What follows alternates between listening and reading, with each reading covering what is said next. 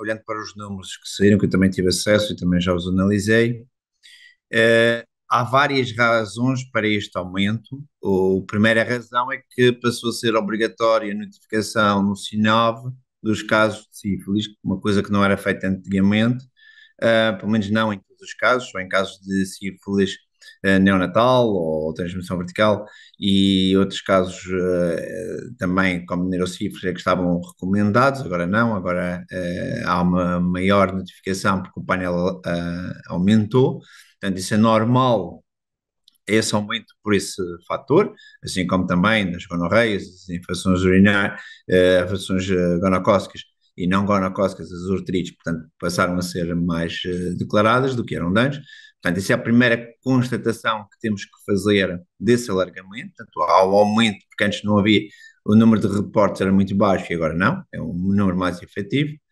Mas há outras razões para este aumento e também se surpreende um bocado com a questão comportamental que temos assistido e que é uma evolução ao longo dos últimos anos, talvez quase uma década, não só a nível nacional, mas também a nível internacional, uma vez que em congressos da área, nomeadamente do VIH, são situações hoje recorrentemente faladas e são situações tão importantes que levou, por exemplo, nos Estados Unidos, a que surgissem até ensaios clínicos de uso de medicamentos na profilaxia do VIH, na PrEP, associados à profilaxia da sífilis e que também, pelo visto, está a ter impacto em outras doenças, outras infecções sexualmente transmissíveis. Portanto, não é um problema exclusivamente nosso, não é um problema se há algum grupo de risco, eu acho que há mais uma questão de comportamentos de risco que têm levado a essa situação do que propriamente haver um ou outro grupos de risco. Os grupos de risco são os tradicionalmente que nós conhecemos relacionados com a atividade sexual das pessoas, não é? São os grupos de risco. Agora, há fundamentalmente comportamentos que podem levar mais a um motivo. Embora também tenhamos que ressalvar uma coisa: se em infecções sexualmente transmissíveis não há propriamente um grupo hetero, homo ou bissexual que esteja mais em risco que os outros, no fundo estão quase todos em risco pela prática que daí advém. Esses dados do HPV terem diminuído não me escandalizaram, uma vez que a vacinação agora existe e está mais acessível, é feita em todos os adolescentes, uns 11, 12 anos, as raparigas e os rapazes também vão começar a fazer, e portanto não me surpreende que o HPV tenha diminuído.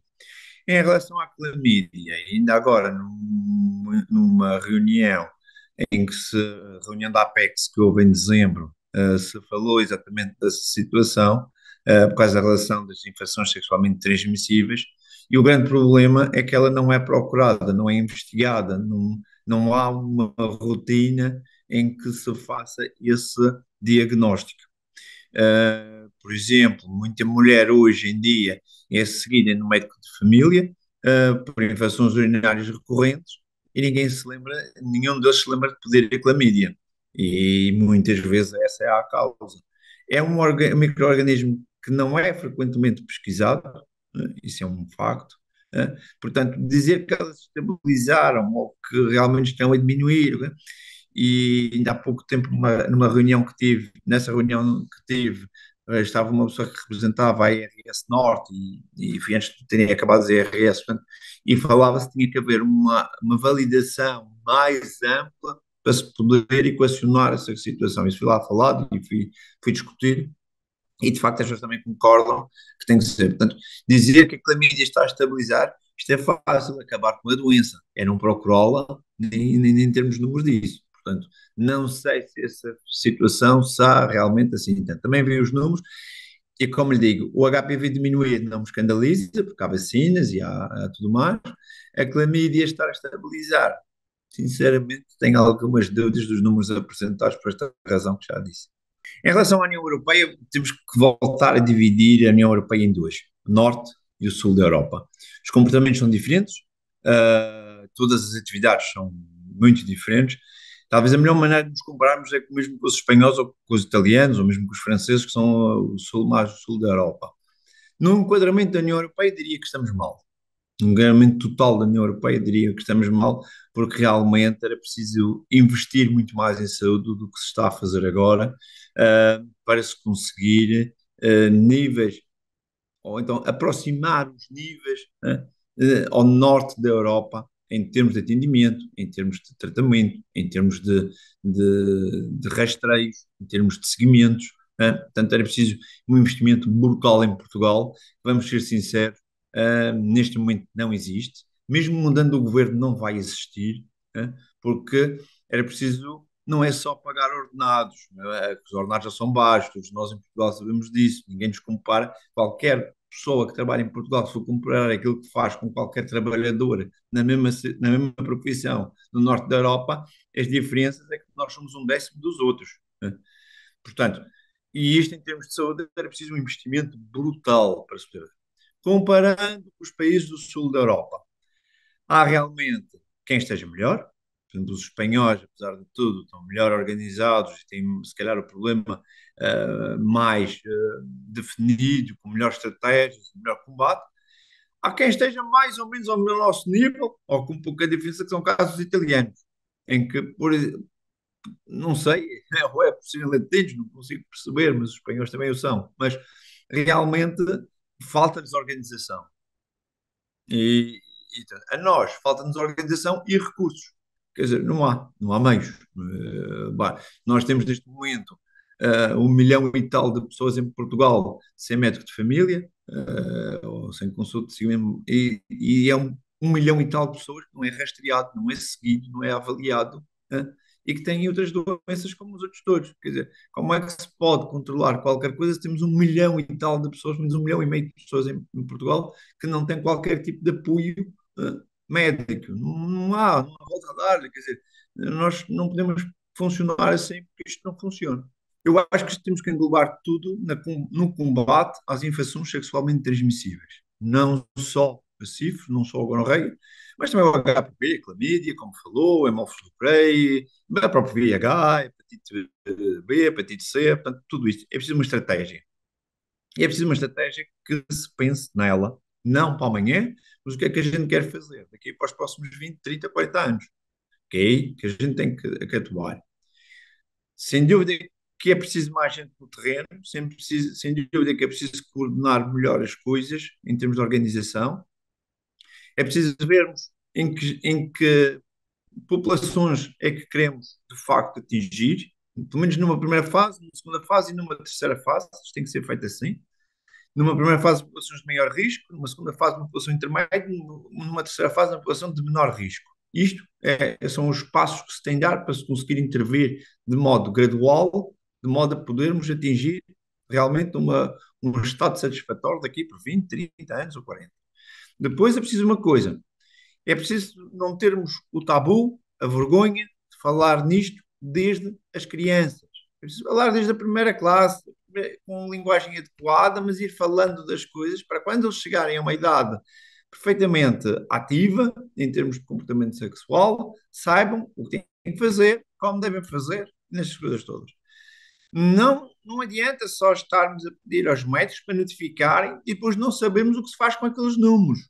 Até porque os processos de notificação em Portugal, e isto é uma verdade, nós queremos sempre ter toda a informação. Nós somos talvez da Europa que mais informação quer ter num processo de notificação. Eu conheço vários outros processos de notificação e o nosso é de veras complicado da exaustão que existe. Ora, ninguém consegue ter dados com processo de notificação exaustivos, e que tem que ser coisas simples para se ter dados, números corretos, simples, fáceis de colher, e então depois sim estudar o resto de uma fase posterior. Portanto, enquanto nós não avançarmos por esse pensamento, não vamos conseguir, mas é preciso, sabemos quando as primeiras coisas, é preciso haver campanhas de rastreio adequadas nas escolas, nos estabelecimentos de ensino, nas faculdades, é preciso ir lá.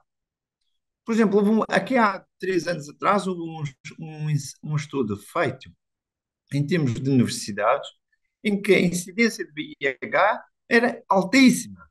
E porquê? Porque as pessoas não faziam os testes, os comportamentos não havia. Quer dizer, lá está, estamos a falar de gente universitária. Portanto, não há, e de haver na televisão um espaço dedicado ao aconselhamento.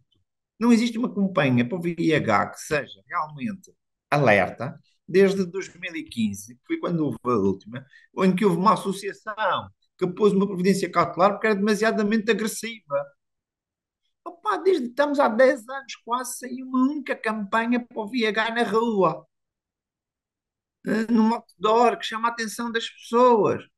Epá, temos que mudar isso. Eu acho que temos que mudar isso.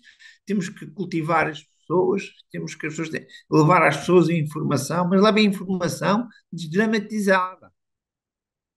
Hã? É preciso dizer às pessoas que há infecções sexualmente transmissíveis que são bem piores que o VIH, que é para as pessoas saberem. Uma mulher jovem, que se apanhar uma clamídia, pode ter um problema de infertilidade e nunca mais ser mãe. Mas é preciso dizer isto para que ela faça o teste. Porque a clamídia, em mais de 50% dos casos na mulher, é perfeitamente assintomática. Neste momento, as consultas hospitalares estão sobrecarregadas de doentes. Não temos médicos de família que tenham tempo e espaço de agenda para realmente poderem revisitar as pessoas se existe tempo e preocupar-se com estas coisas. Portanto, neste momento, nós temos uma situação precária que vai vivendo de alguma boa vontade de todos, e que se vão fazendo as coisas. Portanto, em Portugal, neste momento, Uh, a DGS diz que tem planos e tudo, que não estão no terreno, nem funcionam. Como é que se pode atingir uma meta dessas se o número de doentes originários nacionais, não estou a falar de imigrantes, nacionais, continuam a aumentar a nível nacional, quer nas primeiras consultas, quer nos internamentos com leite presentes? Isto é impossível. É claro que me vai dizer que o número de notificações em Portugal mostrou uma diminuição dos casos de IH. E eu digo, é preciso ter a noção que mais de 50% dos hospitais, ou pelo menos 50% dos hospitais, não notifica. O processo é moroso, o processo é difícil de se fazer, o processo perde-se pelo caminho, porque como é que um serviço, com médicos a trabalharem em 130% ou 140% do seu tempo de consulta, conseguem ainda fazerem as notificações atempadamente? Não se consegue, muito menos no processo que querem que se faça. A notificação devia ser algo automático. Já foi sugerido em várias reuniões, até mesmo por mim e por outros colegas, que deveria ser feito um processo de recolha automática, como havia para o Covid, em que o laboratório, desde que detectasse um caso positivo, gerava um código e mandava automaticamente para o INSA. Isso ia aumentar astronomicamente o número de infectados em Portugal, porque realmente há muita gente que não consegue notificar. E porque nós não temos tempo, a maior parte das pessoas não tem tempo para fazer tudo. Isto, ou a gente vê doentes, ou faz uma notificação. Cada notificação, para ter uma ideia, demora em média quase meia hora a ser feita. É impossível uma pessoa com 600 doentes ter os doentes todos notificados. É impossível. Muito mais um hospital que tenha 3.000 doentes ou 4.000 doentes em seguimento, é impossível ter os todos notificados. Portanto, o que eu acho é que deveríamos, de facto, ter um processo que fosse mais célere, um processo que nos desse mais noção de, realmente dos números que se tem e que poderia ser realmente através de um processo automático de notificação em que sempre se fizesse um anticorpo VIH. Agora, se o número, a gente olha para aquelas notificações, sabemos que já há X% de hospitais que não conseguem notificar, como é que eu posso dizer que o número está a diminuir? Se me dizem que a nível nacional foi atingido os 95% dos rastreados, eu gostava de saber em que aldeia é que fui. Porquê? Porque eu não acredito que um centro como Lisboa ou Porto, que tem dificuldades realmente em conseguir o seguimento, porque há doentes que abandonam na consulta, doentes que andam perdidos, e essas coisas, e doentes que não sabem que têm o VIH porque não há campanhas de rastreio fora, se consiga ter 95% dos doentes notificados. Não se consegue. Isto não se consegue. Não se consegue. Dizer o que é que eu penso? Eu acho que não vamos atingir realmente a meta. Acho que, e por exemplo, olhando para os números do meu serviço, que ainda este ano, só doentes nacionais, teve mais de 100 doentes, em relação ao ano passado, e o que eu acho que é um número muito grande. E eu continuo a dizer também que basta agarrar nos doentes que vêm à primeira consulta, extrair a nacionalidade e o local da residência e comparar com os de internamento, né? Também primeiras vezes, e basta vermos que realmente isto não se consegue atingir, pelo menos não com as atitudes que estão a ser feitas agora, que é preciso repensar, é preciso investir e muito, né? E não é só, eu continuo a dizer, e não é só em meios humanos, meios técnicos também, é preciso investir, é preciso realmente dar um salto muito maior para que se continue e para podermos atingir as metas. Acho que dificilmente em 2030 conseguimos atingir, a menos, como continuo a dizer, que haja uma aldeia qualquer aí perdida em que 95% dos doentes já estejam rastreados, 95% dos doentes em tratamento e outros 95% negativos. Porque ainda agora, por exemplo, a questão do 95% dos doentes negativos ou suprimidos, como a terceira meta, isso é bonito, é sim senhor, é um objetivo, é sim senhor, mas depende de muita coisa em Portugal que é preciso organizar, como consultas multidisciplinares, apoio de enfermagem dirigido, e tudo isso, consultas de adesão, tudo isso é preciso para que realmente se atinjam aquele valor. É claro que no norte da Europa, nos países anglo-saxónicos, isso é uma estrutura que está montada per si, faz parte da raiz da cultura deles. Na nossa, não é. Está, de facto, num processo de reestruturação que acho que é fundamental e necessário. É preciso a PrEP sair dos hospitais? Sim, rapidamente, por favor, porque é preciso duas coisas. Primeiro, torná-la de fácil acesso a toda a pessoa que necessite dela, e isso já houve sim uma determinação do Conselho de Ministros, com uma publicação de uma portaria em que permite que outras colegas de outras áreas façam consultas de PrEP fora do hospital, e é preciso avançar com isso rapidamente. É preciso pôr os fármacos da PrEP nas farmácias e termos a noção que é uma profilaxia, que quem procura vai ter que pagar alguma coisa, porque não pode ser tudo gratuito. Estamos a falar em profilaxias. Claro que quem não tiver rendimentos tem que ir para o hospital, tem que se sujeitar às isenções dadas pelo Estado e às coisas, as condições do Estado, isso é lógico, tem que haver sempre essas questões, mas temos que fundamentalmente dramatizar a situação e trazê-la cá para fora.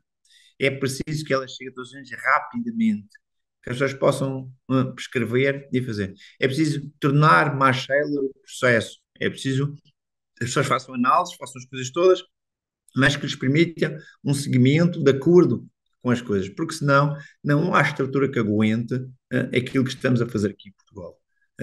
A saúde é uma coisa que é um bem, é verdade, e devemos prevenir sempre, também é verdade, mas é preciso saber como é que se faz isso, porque se não tivermos dinheiro para essas coisas, também não vale a pena, porque nunca vamos chegar a, ninguém, a toda a gente.